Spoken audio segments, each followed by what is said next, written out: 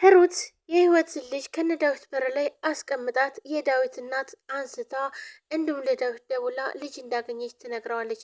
እናም ሳሮንም ይህን ስትሰማ እማዬን እንደምንም ብዬ አሳምኜ እወስዳታለሁ። ይገርማል የዚች ሙጫ ልጅ ስትጠፋ ሌላ ህፃን ልጅ አገኘን ብላ ደስ ብሏታል። ይህ በጣም ቆንጆ ዜና ነው ትልና ስልክ ይደወልላታል። ቤትም ህይወት ጋር ሄድና ህይውዬ እባክሽን እንደዚህ ማዘን የለብሽም ራሽን እኮ ነው የምትጎጂው ይላል። ምክንያቱም ልጄ ትገኛለች ብላ ስታስብ ነበር። ነገር ግን ልጇ እንዳልተገኘች ነው የምታውቀው። ምክንያቱም ሂሩት አልነገረቻትም።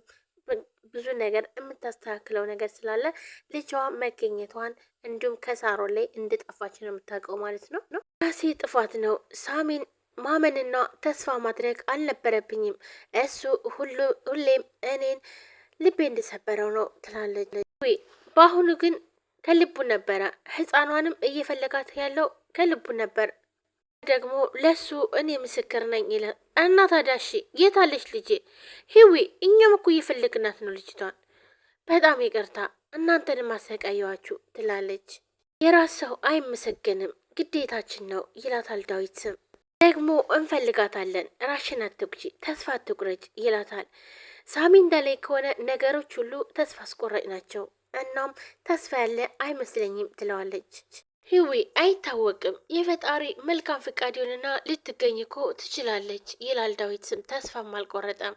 እኔ እንጃ እኔ ግን ተስፋ በጣም ቆርጫለሁ። ምን በድየው እንኳን እንደዚህ እንደሚፈትነኝ አላቅም።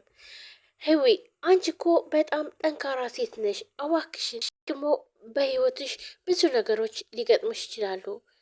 ነገር ግን ደግሞ ህይወት ይቀጥላል ይላታል ዳዊት። ትላንትና ላይ አትቁሚ። በጣም ቆንጆ ነሽ፣ ጥሩ ልጅ ነሽ፣ ጥሩ ሰው ነሽ። ስለዚህ ነገ ጠዋት አግብተሽ ነገ በጣም ብዙ ልጆችን ትወልጃለሽ። አይመስለኝም ዴብ። ካሁን በኋላ እኔ በጣም ነው የተጎዳሁት። ካሁን በኋላ ወንዶችን የማመን አይመስለኝም። ልክ ነሽ። ነገር ግን ደግሞ ሁሉም ሰው አንድ አይደለም። ለአንቺ የሚያስብልሽ የሚጨነቅልሽ ወንድ ሊገጥምሽ ይችላል። አይመስለኝም። ከዚህም በኋላ ለማን ብዬ መኖር እንዳለብኝ እራሱ የማውቀው ነገር የለም። ቤተሰብ የለኝ፣ ከአጠገቤ ከሆን ይህን የምለው ሰው የለኝም ትለዋለች። እንዲህ ህዊ እኛስ? ቆይ ግን እኛው ማለት ለአንቺ ምንም አይደለንም ማለት ነው? እንደዛ ነው የምታስቢው? ብሎ ዳዊትን በጣም ያዝናል። ዳዊት እኔ እናንተንም ማስጨነቅ አልፈለግኩም።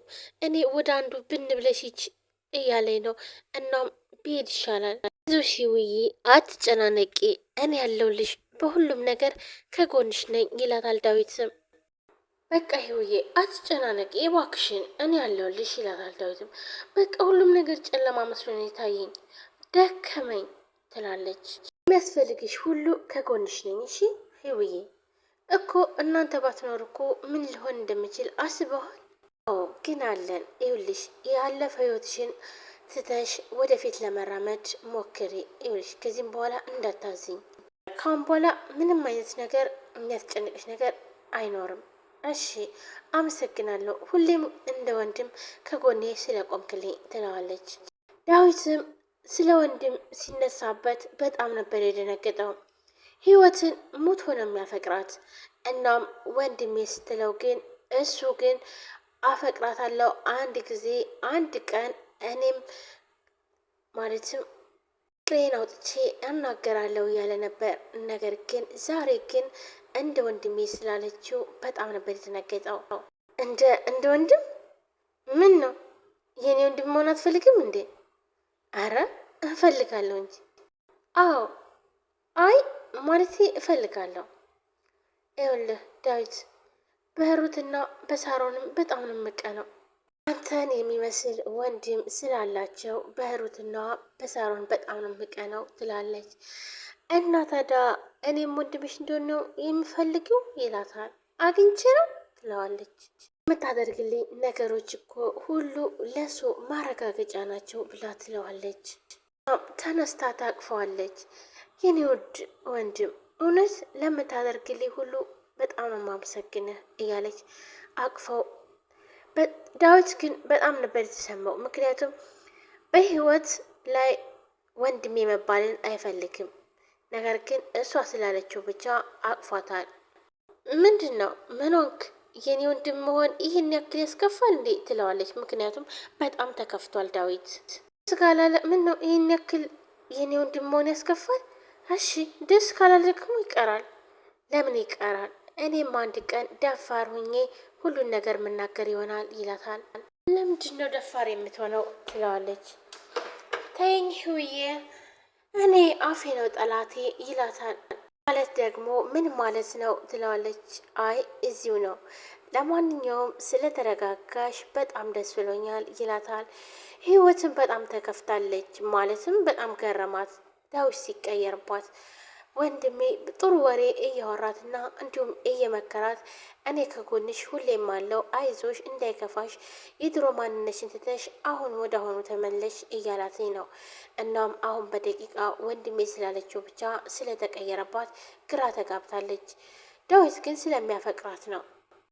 ምን አማራጭ አለኝ? መረጋጋት ነው እንጂ ያለብኝ ትለዋለች። ሳሮንም ሰሞኑን ቢሮ ውስጥ የሚቀመጥላት እንኳን አይደለም ቁልፍ ብትቀይርም ሁሉንም ነገር ብታደርግ፣ ነገር ግን የማስፈራሪያ እየደረሳት ነው፣ እያስፈራራት ነው። ቆይ ግን ማን ነው ግን ሊያስፈራራኝ የሚችለው? ከሞተ ሰውየው ከሆነ ከሞተ 5 ዓመት አልፎታል። እና ታዲያ ቆይ እኔን ማን ነው እንደዚህ ሊያስፈራራኝ የሚችለው? ለማንኛውም ይውላችሁ እንዲሁ ምን እንደሆነ አጣርታችሁ እንድትነግሩኝ ቶሎ እንድትነግሩኝ እፈልጋለሁ ትለዋለች። አይ የቢሮ ቁልፍ መቀየር ምንም ፋይዳ የለውም፣ ምክንያቱም ዛሬም ራሱ ያው ቢሮ ውስጥ አስቀምጠው ላይ ነው የሄዱት። እናም ቁልፍ መቀየሩ ምንም ጥቅም የለውም ትላለች። በቃ አዲስ ነገር ካለ አሳወቁኝ ትላለች። እሺ በቃ ይሏታል እዛም ያሉት። እሷም ስልኳን ትዘጋና መንገዷን ትቀጥላለች። ስም ልጅቷን የህይወት ልጅ ከነዳዊት በር ላይ ጥላት ከሄደች በኋላ እናቷ እንዳነሳቻት ወይም ደግሞ የዳዊት እናት እንዳነሳቻት እርግጠኛ ሆናለች። እናም ወንድሟ ደውሎ ልጅቷ ግን የት ነው ያለችው? ቆይ ግን ሲላትኝ አታስብ ወንድሜ፣ ልጅቷ በጣም አስተማማኝ ቦታ ነው ያለችው። ታውቃለህ እንደ ዛሬ በጣም ደስ ብሎኝ አያውቅም፣ በጣም ተደስቻለሁ ትለዋለች።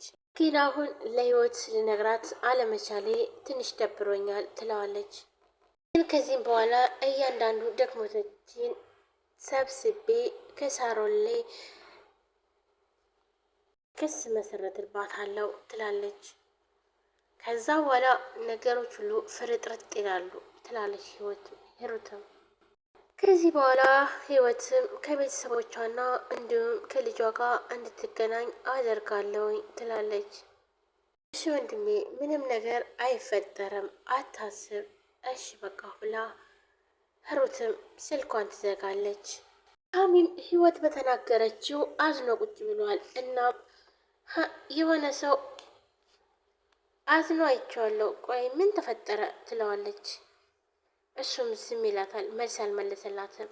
ምክንያቱም ደብሮት ያለው የህይወት ልጅ አለመገኘቷና ህይወትን በጣም ስለጮችበት። አንቺ ደግሞ ምንድን ነው የምታወሪው? አንቺ እናቴ ሁሌ ደስተኛ ነኝ። የህይወት ልጅ ባለመገኘቷ በጣም ተሰምቶኛል። እስከ ዛሬ ተስፋ ስሰጣት ኑሬ ነበረ ይላታል። በእናትሽ ግን አይገርምም? ቆይ ግን አንቺ ግን ምንም አልመሰለሽም። ቆይ የምታውቂ ነገር አለ እንዴ? ይላታል። ምን ማለት ነው ደግሞ ታማል እንዴ? እኔ ምን አውቃለሁ ትለዋለች። ምክንያቱም ሂሩት ዝም ስላለች። ሂሩት እንግዲህ ብዙ ጊዜ ልጅቷን ለማግኘት የምታደርገው ጥረት በጣም ትልቅ ነበረ። እናም